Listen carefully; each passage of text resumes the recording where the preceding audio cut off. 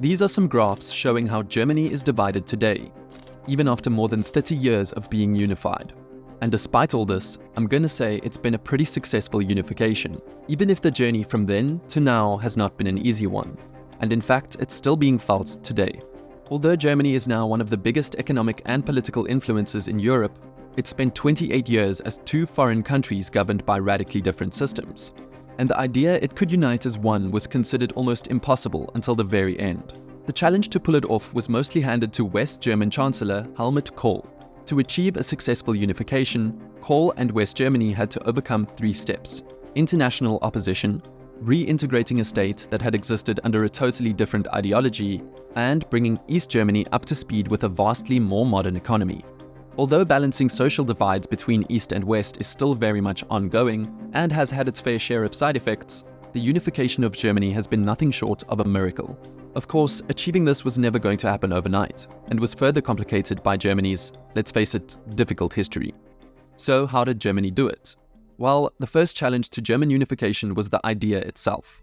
It was opposed by other countries, and while it may seem strange that Western NATO powers would have opposed the end of a communist regime in Europe, it helps to go back further, even before the Cold War, to appreciate why not everyone was in a hurry to see the immediate dissolution of East Germany. In the years after both World Wars, memories were fresh of the destruction unleashed on the European continent by a united Germany under Kaiser Wilhelm II and later Adolf Hitler. After defeating the Nazis in 1945, the Allied forces were met with a dilemma over what to do with Germany, and so America, Britain, France, and the Soviet Union partitioned the German states into occupied zones based on agreements made at the Yalta Conference. Their shared belief was that under no circumstance could Germany start another war, but they disagreed on exactly how to go about this. A sort of conclusion was reached in the Potsdam Agreement of August 1945. The Allied governments agreed to share sovereignty over Germany, while holding jurisdiction over their zones as a long-term solution was discussed. But by this stage, diplomacy had seriously broken down between the Americans and the Soviets, and the partitioned zones of Germany became a flashpoint at the start of the Cold War. Germany became split into 2 states based on who was occupying which zone. In what were the American, British, and French zones, the capitalist Federal Republic of Germany was founded in May 1949, better known to us as West Germany. West Germany was boosted with American aid and grew into one of the most developed nations in Europe. Meanwhile, the Soviet zones became East Germany in October that year, or more precisely, the Socialist German Democratic Republic, or GDR for short. Despite the name, the GDR was not actually a democracy and existed under a one-party authoritarian rule headed by the Socialist Unity Party. The partition was seriously emphasized in the historic capital Berlin, which was also divided up between the Allies, but awkwardly located within the Soviet zone. Soviet leader Joseph Stalin tried forcing the West into withdrawing economic aid to West Berlin and expanding the new West German Deutschmark currency by cutting off fuel and food supplies to the city in 1948. But this served to increase American support for West Germany. Berlin was then torn in half after the Russians constructed the Berlin Wall in 1969 to stop people leaving for the West. Closed off by physical barriers running through Berlin and the whole of Germany, the East existed as a Soviet satellite state with its population politically repressed and closely watched by security forces like the Stasi. Meanwhile, West Germany opened their country and sought to move it on from the Nazi era by rebuilding international relations and joining NATO. The wall stood as a brutal symbol of the Cold War for almost 30 years, essentially keeping the Easterners prisoner while both halves of Germany developed into distinct nation-states with their own systems and social attitudes. Although East and West Germany established friendlier relations in 1974, the unification of Germany was more of an idealistic view, summarized by Ronald Reagan's "Tear Down This Wall" speech in 1987. But the situation was changing by the early 1980s, as the Soviet Union went into a financial slump and reduced its influence over Eastern Europe as it became stuck in a costly war in Afghanistan. Knowing a solution was needed, Soviet leader Mikhail Gorbachev allowed for some reforms within the Soviet Union and hoped these would be copied by Eastern European leaders. But the East German leader Erich Honecker refused, and these reforms merely empowered protests for democracy and independence within the Soviet-controlled Eastern Bloc. Calls for change then grew in East Germany in 1989, with its citizens staging silent protests demanding more freedoms and rights, including to travel to the West. East Germany began leaving the country to seek asylum in West Germany, after neighboring Hungary and Czechoslovakia broke away from Moscow and dismantled their borders. By this point, the East German government knew they were in trouble, facing both an exodus and a potential revolt from the population. they finally agreed to open the wall on the 9th of November 1989, relaxing all border restrictions to West Germany.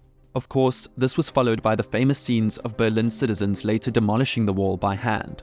The end of the wall also collapsed the Socialist Unity Party's hold on power, a month later after the GDR parliament removed the clause from the East German constitution, declaring the country a one-party socialist state.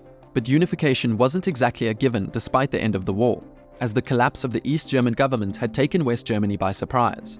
6 weeks after the wall was opened, Helmut Kohl visited East Germany and was greeted with mass demonstrations calling for a united Germany. The visit convinced Kohl the time had come to unify Germany, but foreign opposition to the idea had not gone away, even during the Cold War. British Prime Minister Margaret Thatcher and French President François Mitterrand were concerned that a unified Germany would again try to dominate Europe by force. Although an outspoken anti-communist, Thatcher had grown up experiencing the Blitz and her family had sheltered Jewish refugees during the war.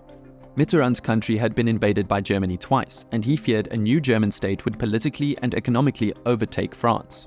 But Kohl found help in a powerful ally, US President H.W. Bush. America didn't feel as threatened by a unified Germany with the geographical distance, and Bush quickly jumped at the chance to support unification, knowing it would take territory away from the USSR and allow NATO more influence. While the USA was on board, Kohl still had to reckon with Gorbachev being a big obstacle. Although Gorbachev had ordered Russian troops not to intervene against the East German protests, the Soviet Union wasn't simply going to hand over a useful buffer state to its rivals. Despite having East Germany politically under their thumb, the Soviets were also haunted by Nazi German atrocities during the war, and giving American and British troops a tactical advantage was an alarming prospect as the Soviets still had military presence in East Germany. Luckily for Kohl, the Soviet Union was already crumbling. Gorbachev felt that the best chance to keep a disintegrating USSR together was through economic reform. East Germany was also broke, and Honecker had fallen out with Gorbachev and grown very unpopular with the people right before the wall's end. So Gorbachev decided one option was to sell the East back to the West and build strong relations with a new Germany. He negotiated that, in return for giving up control of the East, no NATO bases would be built in East German territory and the withdrawal of Soviet troops could not be seen as a retreat. Kohl agreed and said he was even willing to fund the return of Soviet troops home. Later, the total collapse of the USSR in 1990 ended any lingering Soviet influence over East Germany. To satisfy the British and Americans, Kohl promised that a unified Germany would never develop weapons of mass destruction, have a limited military as a member of NATO, UK and US soldiers would stay in the country, and Germany would be a key participant in European integration. A deeper alliance with France was proposed, with both Kohl and Mitterrand agreeing to a combined partnership to prevent any conflict and give both countries an equally substantial influence in Europe. This agreement basically paved the way for the current Franco-German political dominance within the European Union we see today. While Kohl kept engaging in diplomacy to make the dream of German unification a reality, the first free elections were held in East Germany on the 18th of March 1990. The results saw a majority for parties wanting to speed up unification. On the 3rd of October 1990, following agreements on both sides and with international leaders mostly reassured, Germany was officially reunified. Germany was now politically recognized as one, but it was faced with the next big question. How do you integrate a socialist economy into a capitalist one? Trying to absorb a former communist state into a developed, free market democracy was an experiment that had never been tried before, and the new German government decided financial transfers from west to east were needed. Over the next 30 years, the German government poured around 2 trillion euros into East Germany to bring its economy and infrastructure to the same standard as the West.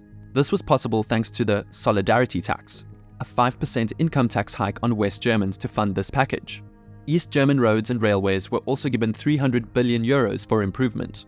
But it's fair to say that even with the financial help, some unification policies had unintended consequences. The German government swapped the East German mark for the stronger West German Deutschmark at a rate of 1-to-1. Savings in the East suddenly became worth much more, but this also increased pressure on East German state companies, as their products became more expensive and unwanted by consumers who could buy better quality items from the West. Over 14,000 East German companies were privatized, but many soon ran into hardship and closed. And with employment harder to find, over 2 million East Germans migrated to the West after unification.